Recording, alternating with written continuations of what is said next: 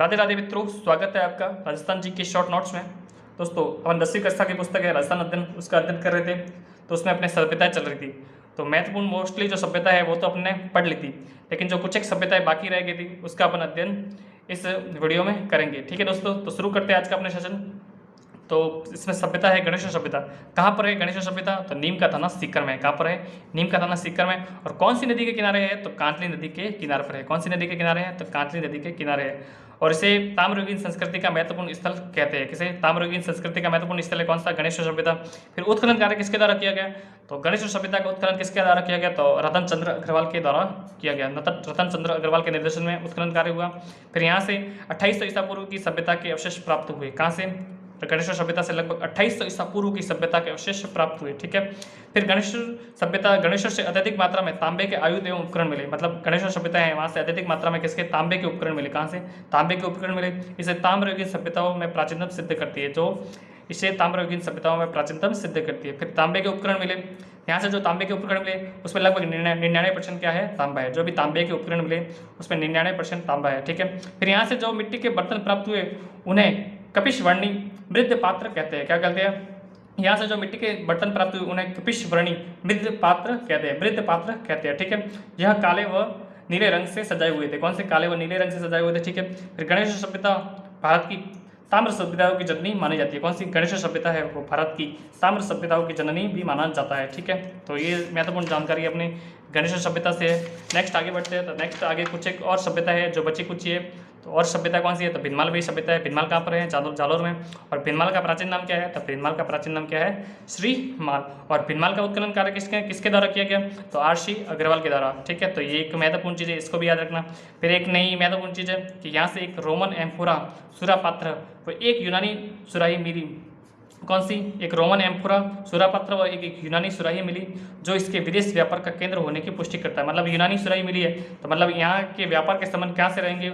यूनान से भी रहे होंगे। तो दोस्तों ये महत्वपूर्ण चीज़ है, इसको आप अच्छे से ध्यान में रखना कि यहाँ से एक रोमन एम्फोरा सुरापात्र व एक यूनानी सुराही मिली जो इसके विदेशी व्यापार का केंद्र होने का पुष्टि करता है। ठीक है दोस्तों, ये जालोर है। इसका तो ये भी क्वेश्चन भी पूछा गया कि जालोर का प्राचीन नाम क्या है? तो श्रीमाल। इसको भी अच्छे से आप ध्यान में रखना है। नेक्स्ट है इसवाल। इसवाल कहाँ पर है? तो इसवाल कहाँ पर है? उदयपुर में। कहाँ पर है? उस उदयपुर में। ठीक है। फिर प्राक ऐतिहासिक कालीन सभ्यता के प्रमाण मिले हैं। कहाँ से? इसवाल से कौन से सभ्यता के अवशेष मिले हैं? तो प्राक ऐतिहासिक कालीन सभ्यता के अवशेष के प्रमाण कहाँ से मिले? इसवाल से मिले। और इसवाल कहाँ पर है? उदयपुर में। फिर लौह उद्योग के साक्ष्य भी यहाँ से प्राप्त हुए। कौन से? लौह उद्योग के साक्ष्य भी इसवाल से प्राप्त हुए। नेक्स्ट है बालाथल। बालाथल सभ्यता कहाँ पर है? बालाथल कहाँ पर है? उदयपुर में। कहाँ पर है? उदयपुर में है। और इसका उत्खनन किसके द्वारा किया गया? तो वी.एन. मिश्र के द्वारा उत्खनन किया गया। ध्यान रखना, बालाथल सभ्यता उदयपुर में, उत्खनन वी.एन. मिश्र के द्वारा किया गया। एक ताम्र पाषाणकालीन सभ्यता प्रकाश में आई। कब इसका उत्खनन किया गया बालाथल का? तो एक ताम्र पाषाणकालीन सभ्यता का प्रकाश में आई और इस सभ्यता का संपर्क हड़प्पा सभ्यता से होने का प्रमाण मिलता है। दोस्तों इस चीज़ को याद रखना कि जब इसका बालाथल सभ्यता का उत्खनन किया गया तो पाषाणकालीन सभ्यता प्रकाश में आई और इस सभ्यता का उत्खनन, इस सभ्यता का जो संपर्क है वो किससे है? तो हड़प्पा सभ्यता से होने का प्रमाण भी प्राप्त होता है। ठीक है दोस्तों। नेक्स्ट आगे रहेगा अपना बैराट सभ्यता। कौन सी? बैराट सभ्यता। कहाँ पर है बैराट सभ्यता? जयपुर में। ठीक है, जयपुर में। और इसमें क्या क्या प्राप्त हुआ? तो बीजक की पहाड़ी, भीम जी की डूंगरी, महादेव जी की डूंगरी से हड़प्पा व मौर्य काल के अवशेष प्राप्त हुए। किसके? मौर्य काल के अवशेष प्राप्त हुए। कहाँ से प्राप्त हुए? बीजक की पहाड़ी, भीम जी की डूंगरी, महादेव जी की डूंगरी, और इनसे कौन से अवशेष प्राप्त हुए? तो हड़प्पा व मौर्य काल के अवशेष प्राप्त हुए। ठीक है। और ये सभ्यता कहाँ पर है? बैराट, जयपुर में। उत्खनन कार्य किसके द्वारा किया गया? तो दयाराम साहनी, नीलरत्न बनर्जी और कैलाशनाथ दीक्षित के द्वारा इनका उत्खनन किया गया। किसका? बैराट सभ्यता का उत्खनन कार्य किया गया। फिर बैराट से एक गोल मंदिर और अशोक के स्तंभ के अवशेष प्राप्त हुए। कहाँ से? बैराट से एक गोल मंदिर प्राप्त हुआ। फिर अशोक के स्तंभ के अवशेष भी कहाँ से प्राप्त हुए? बैराट सभ्यता से प्राप्त हुए। फिर बैराट के समीप अशोक का बाबरू अभिलेख प्राप्त हुआ। कौन सा? बाबरू अभिलेख प्राप्त हुआ। कहाँ से प्राप्त हुआ? तो बैराट से प्राप्त हुआ। किसका है? तो अशोक का है, सम्राट अशोक का है। सम्राट अशोक के बौद्ध धर्म का अनुयायी होने का प्रमाण भी यहाँ से मिलता है। किसका? बाबरू शिलालेख से मिलता है। दोस्तों याद रखना, बहुत ही महत्वपूर्ण चीज़ है कि बैराट के समीप अशोक का बाबरू शिलालेख प्राप्त हुआ। तो पूछा जाएगा अगर बाबरू शिलालेख कहाँ से प्राप्त हुआ? तो बैराट से प्राप्त हुआ। और किससे संबंधित है? तो सम्राट अशोक से संबंधित है। और बौद्ध धर्म का अनुयायी होने का प्रमाण भी इसमें बाबरू शिलालेख से प्राप्त हुआ। ठीक है, तो याद रखना। फिर नेक्स्ट एक और महत्वपूर्ण चीज़ है कि राजस्थान में जो वैदिक सभ्यता है, तो राजस्थान में जो वैदिक सभ्यता के अवशेष प्राप्त हुए कहाँ से प्राप्त हुए?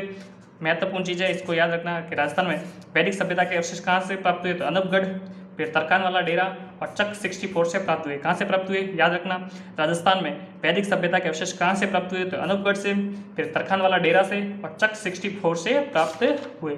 ठीक है दोस्तों, और भी राजस्थान में बहुत सारी सभ्यता है, कुछ एक सभ्यता है जिनको एक लाइन में देख लेते हैं। रंगमहल कहाँ पर है, हनुमानगढ़ में। उजियाना कहाँ पर है, भीलवाड़ा में। नगरी कहाँ पे है, चित्तौड़गढ़ में। बरौर कहाँ पे है, गंगानगर में। तिलवाड़ा कहाँ पर है, बाड़मेर में। जोधपुरा कहाँ पर है, जयपुर में। सुनारी झुंझुनू में। नौहो भरतपुर में और नगर टोंक में। ठीक है दोस्तों, तो ये अपने सभ्यताओं से संबंधित जो भी महत्वपूर्ण जानकारी थी वो मैंने आपके समक्ष प्रस्तुत कर दी। तो ठीक है दोस्तों, आज का अपना सेशन इतना ही रहेगा। राधे राधे मित्रों।